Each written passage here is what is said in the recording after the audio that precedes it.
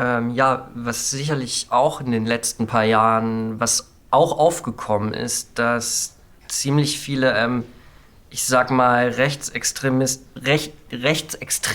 Gruppen neben den normalen Parteien auftreten, wie zum Beispiel Gruppen. Von daher macht es daher kaum einen Unterschied, weil ich die weil die trotzdem kaum gegen, ich sag mal, Ausländer vorgehen, auch wenn sie keine Partei sind. Ja, das stimmt schon. Also es gibt auch viele verschiedene andere Gruppen, aber die NPD ist sozusagen die größte dieser Gruppen. Und wenn man erstmal den größten Schädling sozusagen besiegt hat, gibt es halt eher weniger solche Schädlinge. Und wenn dann wieder eine große Partei dann auftritt, die verfassungswidrig ist, dann kann sie auch wieder gewinnen. Ja, aber wenn man sie verbietet, dann können die Anhänger der NPD doch trotzdem dann können die doch in eine andere Partei und damit wirken und dann hat man wieder dasselbe. Ja gut, aber wenn man jetzt die NPD verbietet, dann verstreuen sich sozusagen die Mitglieder auf viele andere Parteien. Und also wird keine Partei eher so große sein, sondern es gibt viele kleine Parteien. Und deshalb haben die nicht so große Chancen, quasi in den Landtag oder in den Bundestag sozusagen zu kommen. Ich glaube, ich gehe. Keine weiteren Argumente? Irgendwas, was vielleicht noch gar nicht gefallen ist. Ihr könnt auch komplett neue Sachen mit einbringen. Ich habe noch was zu Sebastians Argument eben zu sagen. Und zwar, es geht ja nicht darum, dass alle aus der Partei halt gegen die Demokratie sind, sondern die Ziele der Partei sind gegen die Demokratie. Also ist es ja egal, wie viele Leute da drin sind. Also ich finde, die NPD sollte verboten werden. Keine Angst, da kommt noch jemand auf dein Argument zu sprechen. Also, weil, also jeder sollte halt seine Meinung haben und ohne viel Parteien würden eine Parteiendemokratie gar nichts bringen. Weil dann hätte ja jeder seine gleiche Meinung und dann bräuchte man gar keine Parteien. Aber halt rechtsextrem ist keine gute Meinung, weil man wirklich gegen andere ist und wirklich ausländerfeindlich zum Beispiel jetzt ist.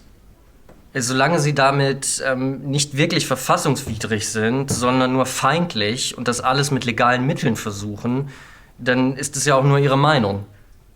Vor allem, wer bestimmt, ob es gut oder schlecht ist. Aus ihrer eigenen Perspektive ist das eine gute Meinung, aus der Sicht von Juden oder auch Migranten ist das eine schlechte Meinung. Aha! Denkt dran, sobald ihr jemanden seht, der rein möchte und ihr nichts zu sagen habt. Jetzt noch zu deinem Argument. Es gibt doch noch genug andere Parteien und wenn jetzt die NPD verboten werden würde, dann wäre es nur eine Partei weniger und dann ist das doch gar kein großer Unterschied. Es wäre immer noch ein großer Eingriff in die Meinungsfreiheit der Menschen. Aber nicht, wenn diese Partei halt sich das herausstellt, dass diese Partei rechtsextrem ist, dann wäre das ja keine ich weiß nicht, was ich sagen wollte. Dann würden die denen ja ihre Meinung lassen, plus es wäre halt nicht, also legal und sowas. Dann wäre das aber auch ein Eingriff in die Meinungsfreiheit. Denn dazu gehört ebenfalls, dass man sie verbreiten und öffentlich ausüben darf. Was man allerdings auch gesehen hat, es gab schon mal einen Versuch, die NPD abzuschaffen, irgendwie 2003. Doch bei dem Gericht, also es wurden auf jeden Fall nicht genügend Beweise gefunden, um überhaupt die Möglichkeit zu haben, ein Verbot über die NPD zu verfassen. Und meiner Meinung nach hat man jetzt immer noch nicht, also warum sollte sich hier jetzt von alleine was ändern? Ich habe noch ein neues Argument, und zwar... Kann ich mal ganz kurz einen Einwand? Die Ermittlungen 2003 waren wegen der V-Leute in der NPD abgebrochen worden und nicht wegen ungenügenden Beweisen. Und zwar, wenn eine rechtsextreme Partei, die aber immer noch nicht verfassungswidrig ist in Deutschland, herrscht, verliert Deutschland damit viele befreundete Länder und damit würde quasi ein dritter Krieg ausbrechen. Dadurch würde nicht automatisch ein Krieg ausbrechen.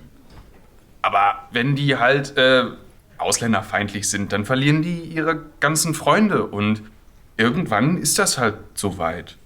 Die Nationalsozialisten sind nicht direkt ausländerfeindlich. Es gibt auch Verbündete. Es gab Italiener, die waren nicht gegen Italiener oder gegen Spanier.